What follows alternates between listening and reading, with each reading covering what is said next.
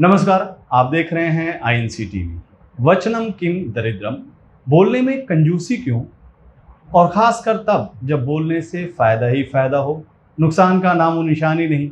माननीय प्रधानमंत्री जी संस्कृत के श्लोक को आत्मसात किए हुए हैं, बोलते हैं, खूब बोलते हैं, और उनके पास बोलने की इतनी बात होती है कि एक बार बोलने के बाद वो उस बात को भूल भी जाते हैं। अब देखिए, कोरोना की पहली जो लहर थी, उन्होंने क्या कहा था? 20 लाख करोड़ का आत्मनिर्भर पैकेज, देश की जीडीपी का 10% राशि आत्मनिर्भर पैकेज में। लोग बाग वाह वाह कर उठे कि एक साथ इतना पैसा आ गया, तो फिर इंडियन इकॉनमी के वारे न्यारे। आम आदमी इस ऐलान से ही इतना खुश हो गया कि पैसे की खोज खबर लेना भूल गया। लेकिन बुरा हो इस जीडीपी के आंकड़ों का, अभी जीडीपी के आए आंकड़े चीख चीख कर कहने लगे कि अर्थव्यवस्था रसातल में जा रही है। पिछले 60 साल में जो दिन नहीं देखने पड़े, वो अब देखने पड़ रहे हैं। प्रति व्यक्ति आय के मुद्दे पर पड़ोसी बांग्लादेश भी हमसे आगे निकल गया है। जब हर तरफ से इस तरह की बात उठने लगी, तो सबको याद आने लग गया 20 लाख करोड़ का पैकेज, जिसका मोदी जी ने अपने लच्छेदार अंदाज में ऐलान किया था। क्या कहा था उन्होंने? इसके जरिए देश के विभिन्न वर्गों को, आर्थिक कड़ियों को 20 लाख करोड़ का संबल मिलेगा। इस पैकेज में लैंड, लेबर, लिक्विडिटी, लॉज सभी पर बल दिया गया है।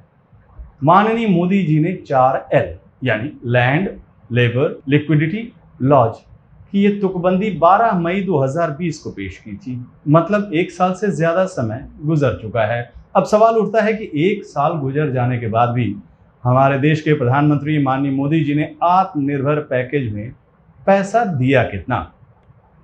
बीबीसी ने यही सवाल पूछा पूर्व केंद्रीय वित्त सचिव सुभाष चंद्र गर्ग से। जवाब में उन्होंने कहा कि मोदी सरकार ने योजना में बस 10% पैसा दिया है। उनकी बात को और विस्तार से समझाया भारत सरकार के पूर्व मुख्य सांख्यिकविद प्रणव सेन ने। क्या कहा उन्होंने? कि 20 लाख करोड़ के पैकेज का नाम सुनकर लोगों को लगा कि मार्केट में 20 लाख करोड़ रुपए एक साथ आ जाएंगे। वो लोगों का वहम था। असल में केवल 2.5-3 लाख करोड़ ही आए। जो आत्मनिर्भर पैकेज है, उसके बाकी पैसे गए कहाँ? जनता के मन में उठ रहे इस सवाल को वरिष्ठ पत्रकार रवीश कुमार ने अपने खास अंदाज में सरकार से पूछा। उन्होंने पूछा कि किसी को पता है ये पैकेज कहाँ गया, पैकेज कहाँ गया, पैकेज कहाँ गया? Hello hello hello, mike testing, check check check. Ravish Kumar के इस पोस्ट पर लोगों ने मजेदार कमेंट किए हैं। किसी ने कहा कि बंगाल चुनाव में पैसा चला गया, किसी ने जवाब दिया कि सेंट्रल विस्टा प्रोजेक्ट में पैसा चला गया। किसी ने कहा, जो व्यूज थे उस पे जिस लोगों ने कहा, उसमें से एक व्यक्ति ने कहा कि मोदी जी ने अपने लिए प्लेन ले लिया है।